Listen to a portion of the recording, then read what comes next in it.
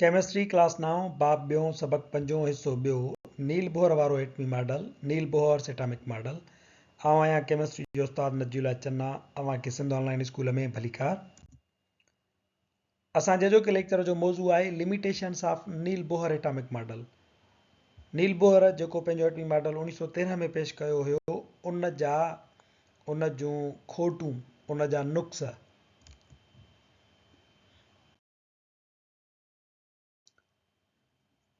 सभ खां पहिरियां असांखे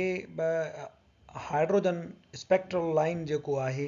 उनखे असां सम्झण जी कोशिशि कयूं ही हाइड्रोजन जो एटम आहे जेको गैशियस फॉर्म में आहे ऐं उहो असां हिकिड़े गैस डिस्चार्ज ट्यूब में उनखे बंदि कयो आहे इन खे जॾहिं असां तमामु घणो इलेक्ट्रिक करंट ॾियूं था त इहो हाइड्रोजन जा जेके एटम आहिनि उहे छा थींदा आहिनि उहे एक्साइटेड स्टेट में हलिया वेंदा आहिनि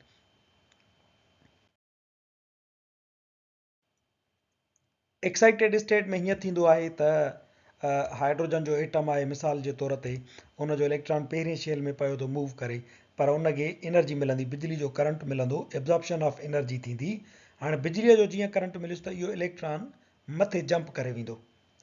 इन खे चवंदा असां एक्साइटेड स्टेट हाणे इलेक्ट्रॉन हिते मथे जंप करे त वियो पर असुल में हितां जो आहे कोन उहो हिन के शेल जो आहे वन शेल जो आहे तंहिंजे करे हिन टू शेल मां इहो वरी वापसि हेॾे जंप कंदो ऐं जंप तॾहिं कंदो जॾहिं उहो वरी हिकिड़ी जेका एनर्जी आहे उहो फोटान आहे उहा ख़ारिज कंदो इन खे असां चऊं था एमिशन ऑफ एनर्जी हाणे हिते अंदरि ईअं थिए थो जेॾीमहिल जो हाइड्रोजन जे एटमनि खे असां इलेक्ट्रिक करंट ॾियूं था तवानाई ॾियूं था त इलेक्ट्रॉन छा था कनि उहे जंप करे मथे एनर्जी लेवल ते वञनि था ऐं उतां वरी उहे हिकिड़ी एनर्जी ख़ारिज करे ऐं वरी वापसि पंहिंजे एनर्जी लेवल ते अचनि था हाणे जेका उहा एनर्जी ख़ारिज था कनि जेको ई फोटान ख़ारिज कनि था उन खे असां हिन ग्लास डिस्चार्ज ट्यूब मां ॿाहिरि कढियो आहे हिननि स्लिट्स मां उन्हनि खे गुज़ारियूं था ही वारो जेको हिसो आहे इन खे असां चऊं था इमिटेड फोटॉन्स ही वारो जेको इमिटेड फोटॉन हुयो जॾहिं हितां इलेक्ट्रॉन हिते जंप कयो एनर्जी खे ख़ारिज कयईं त ही उहे इमिटेड फोटॉन्स आहिनि हाणे इन्हनि इमिटेड फोटॉन्स खे जेकॾहिं असां कंहिं प्रिज़म मां गुज़ारियूं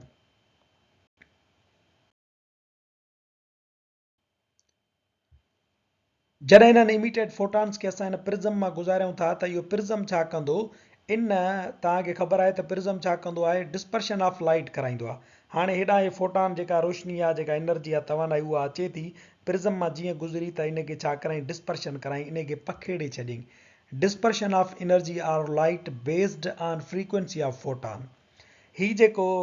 मथे मथे ही वारो जेको फोटान वञे थो पियो इन जी एनर्जी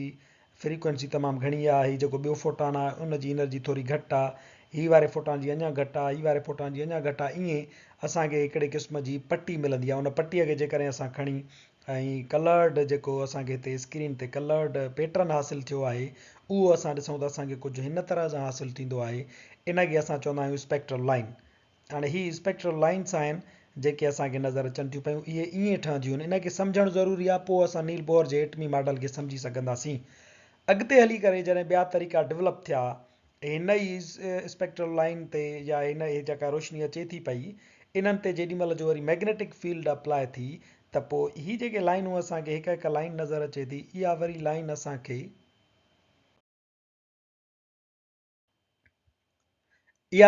असांखे नज़र आई त हीअ जेका लाइन आहे इहा ख़ुदि अञा ॿियनि घणनि नंढियुनि नंढियुनि लाइनुनि जी ठहियल आहे हिते असांखे उहा हिकु पटी बि नज़र अचे पर उन ते जॾहिं मैग्नेटिक फील्ड ऐं इलेक्ट्रिक फील्ड अप्लाई कईसीं त उहा पाण असांखे नज़र आयो ज़ूम थी जेॾीमहिल जो मिली त इहा ख़ुदि वरी ॿियनि नंढियुनि नंढियुनि लाइनुनि जी ठहियल आहे उहे नंढियूं नंढियूं लाइनूं वरी पाण में फ्रीक्वेंसीअ जे लिहाज़ खां फ़र्क़ु रखंदड़ हुयूं पर उहे जीअं त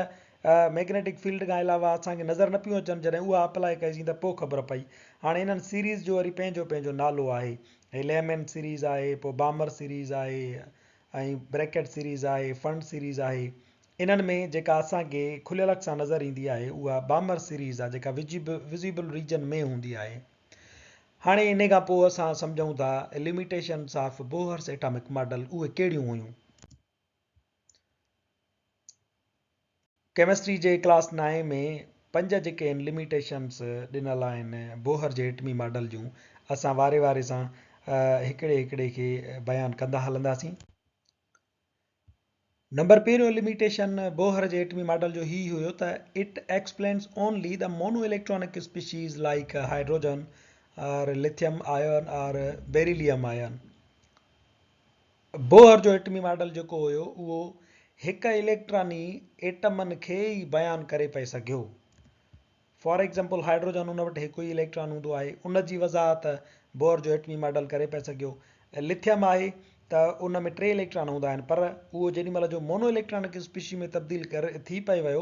तॾहिं बोहर जो एटमी मॉडल इन खे बयानु करे पए सघियो। हाणे मोनो इलेक्ट्रॉनिक स्पीशी लिथियम तॾहिं थींदो जॾहिं इन खां ॿ इलेक्ट्रॉन खसिजी वञनि, हाणे हिकु बचियुसि, त यानी इन खे चऊं था मोनो इलेक्ट्रॉनिक स्पीशीज़, हिकु इलेक्ट्रॉन वारी जिन्स। ईअं ई वरी बेरिलियम चौथे नंबर ते हूंदो आहे, उनजा टे इलेक्ट्रॉन जेॾी महिल जो खसिजी विया त पोइ इन खे बोहर वारो एटमी मॉडल बयानु करे पए सघियो। उहो सादो हुयो, उन्हनि मां हिकिड़ो लाइन स्पेक्ट्रम जेको हुयो उहो ज़ाहिर थींदो हुयो, उन खे सिर्फ़ु बोहर जो एटमी मॉडल बयानु करे पए सघियो। जॾहिं त घणनि इलेक्ट्रॉननि वारो जेको लाइन स्पेक्ट्रम हुयो उन ते बोहर जो एटमी मॉडल अप्लाई कोन थो थी सघियो। नंबर सेकंड आहे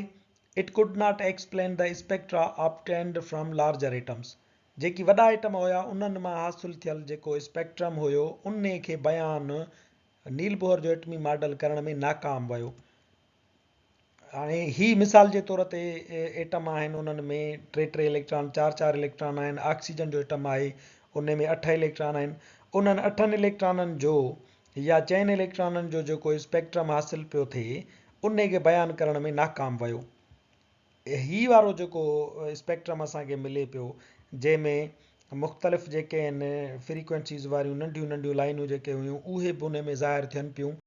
इन खे नील बोहर जो एटमी मॉडल बयानु नथो करे सघे।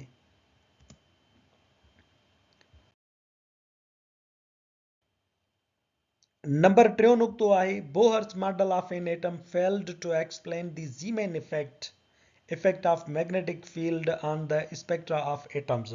बोहर जो जेको एटमी मॉडल आहे उहो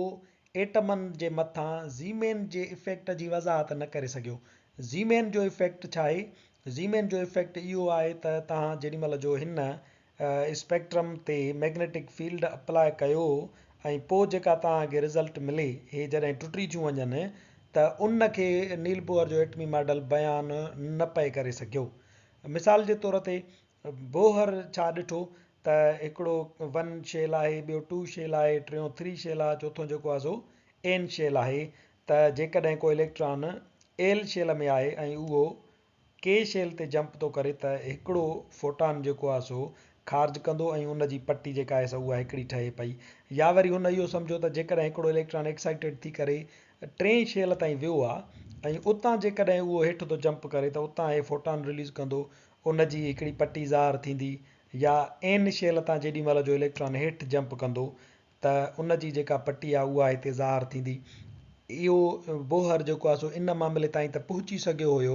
पर असांखे पोइ अॻिते हली करे ख़बर पई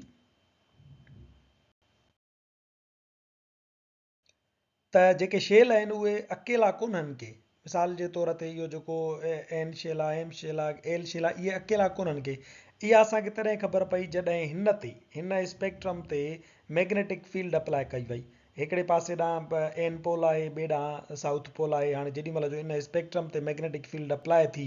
त हीअ जेके हिकु हिकु लकीर आहे इहा पाण वरी वॾियुनि ॿियनि लकीरुनि में टुटी पए। हिते इहा हिकिड़ी लकीर आहे, हिते ॾिसो त इन जूं हिते 5-6 लकीरूं थी वियूं जंहिंखे असां लेमैन जी सीरीज़ चऊं था। हिते इहा हिकिड़ी पटी थी नज़र अचे, उहा ॾिसो बामर सीरीज़ में घणियुनि लकीरुनि में टुटी वई आहे। इहो छो थियो? इहो ईअं थियो त पोइ असांखे अॻिते हली करे ख़बर पई त जेको के शेल आहे, एल शेल आहे, उहो अकेलो पाण कोन्हे को, उन में वरी हिकिड़ो ॿियो मदारचो शामिलु आहे। मिसाल जे तौर ते जेको पोइ असां पढ़ियासीं एस आर्बिटल थींदो आहे, वरी पोइ पी आर्बिटल थींदो आहे। ईअं एम शेल वरी पाण अञनि पाण 3 नंढनि मदारचनि में विरहायल आहे, एस पी डी एफ। ऐं चोथों जेको आहे उहो 4 मदारचनि में ईअं विरहायल आहे जंहिंखे एस पी डी ऐं एफ जो नालो ॾियूं था। हाणे ही जेके लकीरूं आहिनि इहे असांखे इन लाइ ज़ाहिर थियूं थियनि, इहे जेके डिफरेंट आहिनि उहे इन लाइ ज़ाहिर थियनि थियूं त जेको इलेक्ट्रॉन आहे उहो ज़रूरी कोन्हे को त हितां ई जंप कंदो हुजे। थी सघे थो हिन मदारचे मां हेठि जंप कंदो हुजे, थी सघे थो हिन मदारचे मां हेठि जंप कंदो हुजे, थी सघे थो हिन मदारचे मां हेठि जंप कंदो हुजे त हिन जी फ्रीक्वेंसी जेका लेवल आहे अलॻि हूंदी, हिन जी फ्रीक्वेंसी लेवल अलॻि हूंदी, हिन जी फ्रीक्वेंसी लेवल अलॻि हूंदी। उहा हिननि में असांखे ज़ीमेन इफेक्ट में ज़ाहिर थिए पई। पर हिन बोहर वारो जेको स्पेक्ट्रम हुयो उन में हिकिड़ी पटी बि ज़ाहिर थिए, उहा हिन सॼे खे रिप्रेज़ेंट पई करे। जेॾी महिल जो इहो खुलियो त पोइ उहो हिननि सभिनी मदारचनि खे बि रिप्रेज़ेंट करे पियो। इन में बोहर जो एटमी मॉडल नाकाम वियो हो। It also failed to explain the Stark effect of electric field on the spectra of atoms. ऐं इहो बोहर जो एटमी मॉडल जेको आहे इन स्पेक्ट्रम जे मथां जेको स्टार्क जो इफेक्ट आहे उन खे बि बयानु करण में नाकाम वियो। स्टार्क इफेक्ट वरी छा आहे, उहो बि मैग्नेटिक फील्ड वांगुरु इलेक्ट्रिक फील्ड खे जॾहिं हिन ते अप्लाई कयूं पिया स्पेक्ट्रम ते जेको हिते हासिलु पियो थिए त बिजली वारी जेका फील्ड आहे इलेक्ट्रिक फील्ड उहा बि हिन खे ईअं ई टोड़े छॾियो जीअं